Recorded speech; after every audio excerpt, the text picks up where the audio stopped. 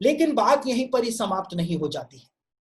बात जो है वो यहां पर समाप्त नहीं हो जाती है, क्योंकि याकूब ने तो अंत के दिनों की भविष्यवाणियां की ही थी, लेकिन बिलाम भविष्यवक्ता ने भी इस बात को बताया था कि अंत के दिनों में क्या होगा, इजराइल के अंदर अंत के दिनों में क्या होगा। यीशु मसीह के दूसरे आगमन से पहले अंत के दिनों में क्या होगा, यह बिलाम भविष्यवक्ता के द्वारा भी बताया गया था। गिनती उसका 24 अध्याय और उसके 14वें वचन के अंदर बिलाम इस बात को कहता है। गिनती उसका 24 अध्याय उसके 14वें वचन के अंदर बिलाम अंत के दिनों की चर्चा करता है और इस बात को कहता है, अब सुन, मैं अपने लोगों के पास लौट कर जाता हूं, परंतु पहले मैं तुझे चिता देता हूं कि अंत के दिनों में वे लोग यानी यहूदी लोग, इजरायली लोग तेरी प्रजा से क्या क्या करेंगे। बिलाम भविष्यवक्ता जो था, जो कि परमेश्वर का प्रॉफिट नहीं था, परमेश्वर का भविष्यवक्ता नहीं था, लेकिन परमेश्वर ने उसको भी भविष्यवाणी करने के लिए इस्तेमाल किया था। और बिलाम यहां पर भविष्यवाणी करता है कि मेरी बातें सुन ले बलाक, और मैं तुझको बताऊंगा कि ये इजरायली लोग अंत के दिनों में तेरे लोगों के साथ क्या क्या करेंगे। अंत के दिनों में, अभी नहीं, 3500 साल पहले नहीं, 2000 साल पहले नहीं, 1500 साल पहले नहीं, लेकिन अंत के दिनों में इजरायली लोग तेरी प्रजा से यानी मोआब देश के लोगों के साथ क्या क्या करेंगे। आपको जान करके हैरानी होगी कि बालाक जो था, जिसने बिलाम को बुलाया था भविष्यवाणी करने के लिए, इजरायलियों को श्राप देने के लिए, ये मोआब देश का राजा हुआ करता था। और मोआब और अमोन जो हैं, ये क्षेत्र जो हैं, वो आज हम उसको जॉर्डन देश के नाम से जानते हैं। यानी जॉर्डन देश का जो दक्षिणी भाग है वो मोआब के नाम से जाना जाता था, और जॉर्डन देश का जो उत्तर का भाग है उसको अमोन नाम से जाना जाता था। और इसीलिए जॉर्डन देश की जो राजधानी है उसका नाम आज अमान रखा गया है, और ये अमान नाम जो है वो अमोन शब्द से ही, अमोन नाम से ही लिया गया है। और यहां पर बिलाम जो है वो कहता है, जॉर्डन देश के लिए भविष्यवाणी करके कहता है कि मेरी बात सुन और इस बात को जान ले कि ये इजरायली लोग अंत के दिनों में तेरी प्रजा के साथ यानी मोआब और अमोन के लोगों के साथ क्या क्या करेंगे। और क्या करेंगे उसके बारे में गिनती उसका 24 अध्याय उसके 17वें वचन से वो बताना शुरू करता है। गिनती उसका 24 अध्याय उसके 17वें वचन के अंदर बिलाम कहता है, मैं उसको देखूंगा तो सही परंतु अभी नहीं, मैं उसको निहारूंगा तो सही परंतु समीप होके नहीं। याकूब में से एक तारा उदय होगा और इजराइल में से एक राजदंड उठेगा। याकूब में से एक तारा उदय होगा और इजराइल में से एक राजदंड उठेगा। और अक्सर इस भविष्यवाणी को यीशु मसीह के जन्म के समय जो तारा चमका था उस भविष्यवाणी से जोड़कर देखा जाता है कि बिलाम ने यीशु के जन्म के समय तारे के चमकने के विषय में भविष्यवाणी करी थी। लेकिन सबसे बड़ी बात यह है, हो सकता है बिलाम ने यहां पर यीशु के जन्म के समय जो तारा चमका था उसके बारे में बताया हो सकता है, क्योंकि भविष्यवाणियों को हम किसी दायरे के अंदर सीमित नहीं कर सकते हैं। लेकिन यहां पर बिलाम जो है उसने साफ साफ कहा कि मैं तुझको अंत के दिनों के बारे में बता रहा हूं। तो यहां पर ये तारा उत्पन्न होगा जो बात हुई, ये अंत के दिनों के विषय में बिलाम जो था वो भविष्यवाणी कर रहा था, इजराइल के बारे में भविष्यवाणी कर रहा था। और 1948 में जब इजराइल देश बना, और जैसे ही इजराइल देश बना, बिलाम की ये भविष्यवाणी पूरी हो गई थी, क्योंकि इजराइल ने जो अपना झंडा बनाया उस झंडे के ऊपर इजराइल ने एक तारे को यानी स्टार ऑफ डेविड को उन्होंने अंकित कर दिया था। याकूब में से एक तारा उत्पन्न होगा और इजराइल में एक राजदंड उठेगा, यानी इजराइल का अधिकार जो है वो वापस से इजराइल को मिल जाएगा। इजराइल एक देश बनकर दुनिया के सामने आ जाएगा, और 1948 में बिल्कुल वैसा का वैसा हो गया था। उसके बाद बिलाम आगे कहता है, मोआब के लिए कहता है कि यही इजरायली लोग जो हैं, जो तारा उदय करेंगे, राजदंड लेकर के आएंगे, वो मोआब की सीमाओं को चूर चूर कर देगा और सब दंगा करने वालों को गिरा देगा। इजरायली लोग जो होंगे, अंत के दिनों के इजरायली लोग जो होंगे, वो मोआब की सीमाओं को चूर चूर कर देंगे। मोआब की सीमाओं को चूर चूर कर देंगे। और कैसे कर देंगे, और ये सब कुछ कैसे हुआ? 1967 में जब इजराइल का युद्ध हुआ जॉर्डन के साथ, क्योंकि मोआब देश जो है वो जॉर्डन, आज जॉर्डन नाम से हम उसको जानते हैं।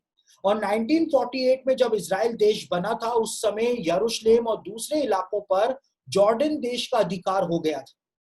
और जॉर्डन देश के जो लोग थे, उन्होंने यरूशलेम को बहुत ज्यादा, जो प्राचीन यहूदी कब्रें थी उनको तोड़ना शुरू कर दिया था। प्राचीन यरूशलेम शहर जो था उसको तोड़ना, उसको नुकसान पहुंचाना शुरू कर दिया था। और इसकी वजह से जॉर्डन और इजराइल के बीच में दुश्मनी उत्पन्न होनी शुरू हो गई थी।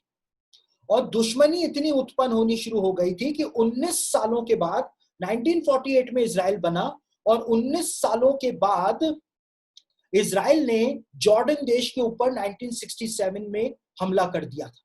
और 19 सालों के बाद ही क्यों किया, ये भी बता दीजिए।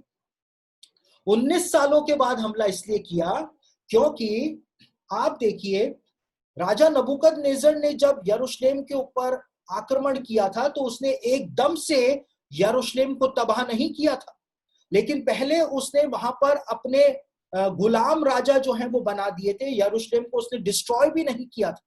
लेकिन जब राजा सिदकिय्याह और दूसरे राजा जो थे, उन्होंने नबूकदनेस्सर के खिलाफ वापस से विद्रोह कर दिया था, तो 19 सालों के बाद राजा नबूकदनेस्सर की सेना ने आकर के यरूशलेम को पूरा तबाह करके रख दिया था।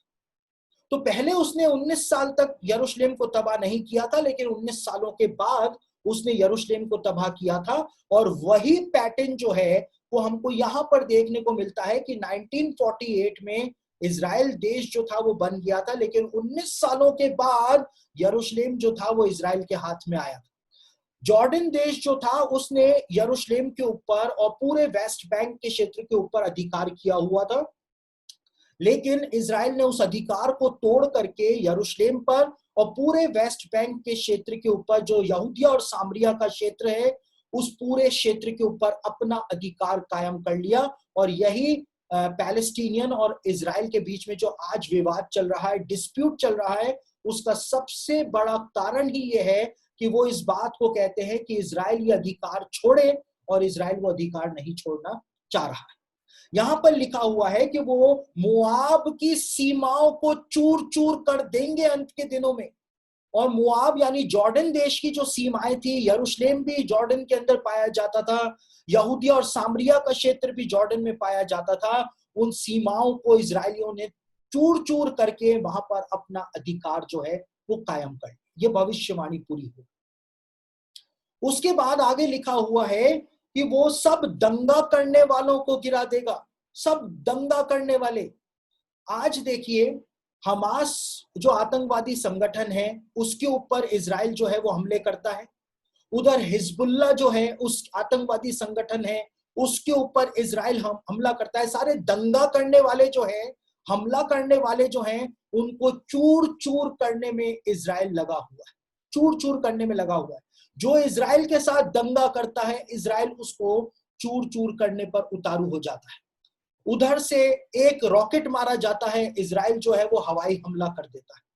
तो इस प्रकार से जो बात बिलाम ने बताई थी इजराइलियों के विषय में, वो भविष्यवाणी आज शब्द ब शब्द हमारे समय में हमको हमारी आंखों के सामने देखने को मिल रही। लेकिन एक और बात, एक और बहुत महत्वपूर्ण बात बिलाम ने बताई थी, अंत के दिनों में क्या होगा मिडिल ईस्ट में। अब इजराइल में नहीं, लेकिन मिडिल ईस्ट के अंदर क्या होगा। गिनती उसका 24 अध्याय और उसके 24वें वचन के अंदर एक बहुत महत्वपूर्ण बात यहां पर बिलाम लिखता है। बिलाम कहता है, तो भी कित्तियों के पास से जहाज वाले आकर अशुर को और एबेर को भी दुख देंगे। बिलाम इस बात को कहता है कि कित्तियों के पास से जहाज वाले आकर, कित्तियों के पास से अशुर को और एबेर को दुख देंगे। और यहूदी रब्बियों के लेखों को यदि आप पढ़ें तो यहूदी रब्बियों के लेखों के अंदर कित्ती जो शब्द है वो रोम के लिए इस्तेमाल किया गया है। और यहूदी रब्बियों के लेख जो है वो इस बात को बताते हैं कि रोम जो है वहां पर सारे एदोमी जाति के लोग जो हैं वो रहा करते थे, और एदोमी जो थे उन्होंने ही रोमन साम्राज्य का निर्माण किया था। क्योंकि एदोमी जाति के लोगों का जो एम्बलम हुआ करता था, चिन्ह हुआ करता था, वो एक उड़ता हुआ उकाब हुआ करता था, और रोमन साम्राज्य का जो एम्बलम हुआ करता था, चिन्ह हुआ करता था, वो भी एक उड़ता हुआ उकाब ही हुआ करता था। और आपको जान करके हैरानी होगी कि आज की तारीख में अमेरिका जो है उसका एम्बलम भी एक उकाब ही है। ठीक है ना। तो यहूदी रब्बी जो हैं वो इस बात को बताते हैं कि कित्ती जो शब्द इस्तेमाल किया गया है बाइबल के अंदर उसका मतलब होता है रोम। और यहूदी रब्बियों के लेखों के अंदर यहूदी रब्बी रोम शब्द जो है वो सिर्फ रोम शहर के लिए, रोम नगर के लिए इस्तेमाल नहीं करते हैं, लेकिन सारे मसीही देशों के लिए रोम शब्द का इस्तेमाल किया जाता है, सारे मसीही देशों के लिए।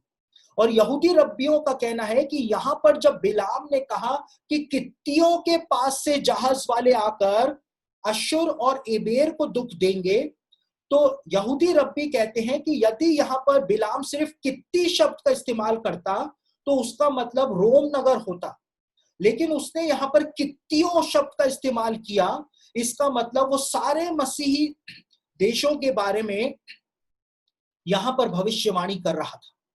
और यहूदी रब्बियों का कहना है कि यह भविष्यवाणी आज हमारे समय में पूरी हो चुकी है, क्योंकि अशुर और एबेर के ऊपर मसीही देशों के जो जहाज हैं उनके द्वारा हमला किया गया था बीते समय, और आज भी वो जारी है।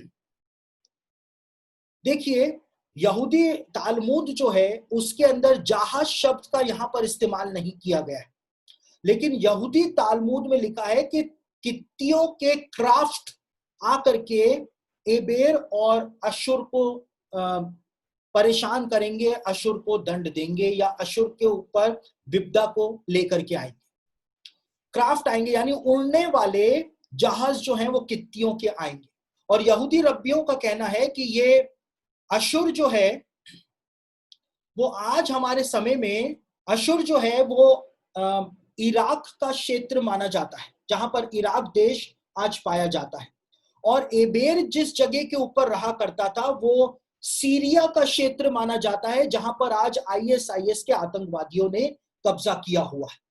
और यहूदी रब्बियों का कहना है कि 2003 में अमेरिका और उसके साथ जो गठबंधन सेना थी, दूसरे मसीही देशों की जो सेना थी, उन्होंने हवाई हमले बहुत ही ज्यादा इराक के ऊपर किए थे और इराक को तबाह कर दिया था।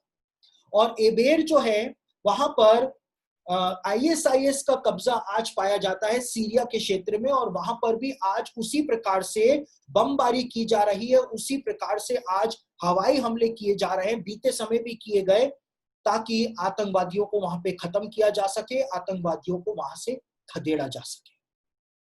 बिलाम ने ये भविष्यवाणियां अंत के दिनों के विषय में प्रदान करी थी, और ये भविष्यवाणियां आज हमारे समय में आकर के पूरी हो रही हैं, और ये इस बात का प्रमाण है कि हम अंत के दिनों में आज अपना जीवन व्यतीत कर रहे हैं।